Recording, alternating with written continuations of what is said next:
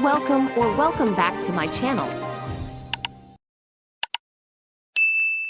I'm gonna do a 30,000 feet jump here in Dubai. Ibinahagi ni Kim ang isang video sa Instagram kung saan nakikita siyang nag-skydiving mula sa 13,000 feet sa himpapawid sa Dubai, United Arab Emirates. Game na sinubukan ng kapamilya TV host actress na si Kim Chiu ang extreme activity na skydiving sa Dubai. Ang masaya ngunit nakakatakot na experience ay ibinahagi ng dalaga sa kanyang Instagram page. "Cause I can play sky is the limit. Another on my KM adventure list."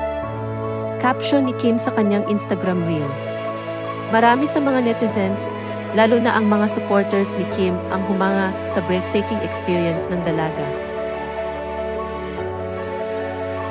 Prime example of living life to the fullest. Saad ng isang netizen. Comment naman ng isa.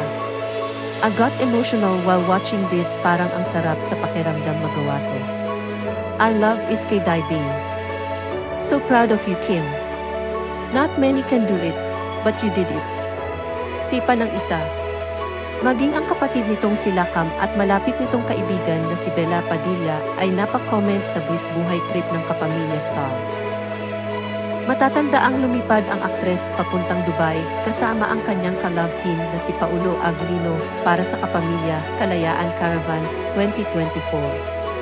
Sa unang bahagi ng pagtalon, paulit-ulit na nag-flash ng mga senyales ng kamay si Kim at ang kanyang instructor, mga finger point, rock at heart signs sa mga kamera na hawak ng mga kasamang nag-skydiving kasama nila.